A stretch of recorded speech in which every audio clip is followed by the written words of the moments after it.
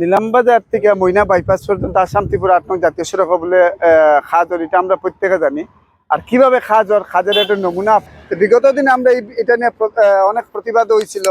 আর আমরা এখানে স্থানীয় মানুষ আছেন, তার কাছে আমরা জানবো কি হয়েছিল। দাদা এখানে মানে আপনার নাম? আমার নাম তাজউদ্দিন। প্রথম মাত হয়েছে এটা হলো আসাম ত্রিপুরা ৮ নং জাতীয় সড়ক। হ্যাঁ, এটা আপনার NSDCL এর কাজ আমরা যতটুকু জানি, কিন্তু কোম্পানির নামটা আমরা জানি না। NSDCL আন্ডারে কাজটা চলে। আপনি এখানে দেখতে পারবেন, আপনি যেন এখানে আইসেন, আমার লাগে আমরা আপনার ধন্যবাদ জানাই। আর তারপরে আপনি দেখতে পারবেন এখানে একদম নিম্নমানের কাজ হয়েছে বর্তমান সময়ে।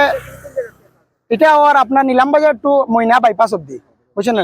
মইনা বাইপাস অব্দি কাজটা চলে, কিন্তু আপনি দেখতে পারবেন এখানে একদম নিম্নমানের কাজ চলে বর্তমান সময়ে। আপনি দেখতে পারবা বিজেপি গভর্নমেন্টে কোটি কোটি টাকা বরাদ্দ করে এই রাস্তার লাগিয়া, কিন্তু কিছু সংখ্যক কন্ট্রাক্টরের কারণে আজকে এই অবস্থা হয়েছে। আপনি ইতিমধ্যে ক্যামেরার সম্মুখে দেখতে পারবেন, আপনারা সবাই দেখতে পারবেন যে কাজটা কিভাবে হয়েছে। এবং আপনারা একটা জ্বলন্ত উদাহরণ দেখেন, এই দেখুন কাজটা চলে। তাই আমরা এটা সরকারের কাছে দাবি জানাই। আর সরকার যেহেতু কোটি কোটি টাকা বরাদ্দ করে এই রাস্তার লাগিয়া, বরাদ্দ করে রাস্তার লাগে, কিন্তু এই কিছু কন্ট্রাক্টরের কারণে এই নিম্নমানের কাজটা হয়। তাই আমি আপনার মাধ্যমে অনুরোধ করব যাতে এই কাজটা অতি সুন্দরভাবে এবং যেভাবে ভালোভাবে কাজটা হয় সেই আহ্বান আমি সরকারের কাছে করছি। গাড়ি ওখানে পর্যন্ত হওয়ার পরে খুব বৃষ্টিদের ওই জায়গার মধ্যে মইনা শিববাড়ির সামনে এখানে হওয়ার পরে গাড়ি আমরা বন্ধ করছি। খুব বৃষ্টিদের জল অতটুক আছে, এরপরে বন্ধ করছে। বন্ধ করার পরে একটু কমানির পরে আরবার আরম্ভ করছে। এরপরে একটু যাওয়ার পরে আরবার আরম্ভ করছে। তখন আমরা এটারে তারারে কইছি যে পিস করিও না, পিস না করিয়া কালকে রোদ দিলে রৌদ্র করবা, তাহলে এখানে করিয়া তো 2 দিন যাইতো না, উঠে যাইব। এরপরে তারা হারে হারে ফোন করছে। ফোন করার পরে একটু যাওয়ার পরে ওই গাড়ির পিসটা মোটামুটি পুরা দিলাইছে। দেওয়ার পরে তারারে আমরা সরাইয়া দিলাইছি।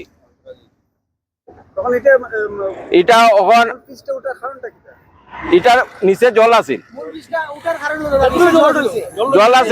জলের মধ্যে করছে। জল অতটুক আছে, অতটুক জল আছে। জীবনে দেখছেন নাকি জলের মধ্যে আপনার জলের মধ্যে সম্পূর্ণ রাস্তা ওখান চাই আমরা পুরা রাস্তা উঠাইয়া, এটা তো স্ট্রিক্ট না, ওটা উঠাইয়া আবার নতুন ভাবে করতো।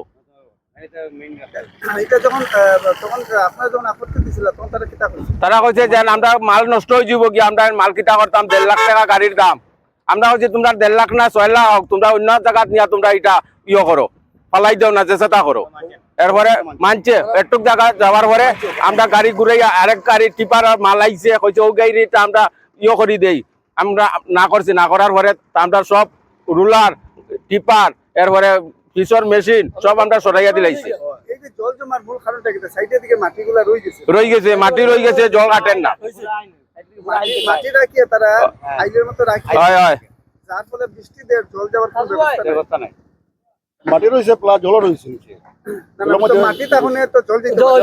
আর আমি জীবনে দেখছি না যে এই বৃষ্টির মধ্যে যেন তারা যেন ফিসজন করছে, আমার বাপর কুতেও দেখছি না।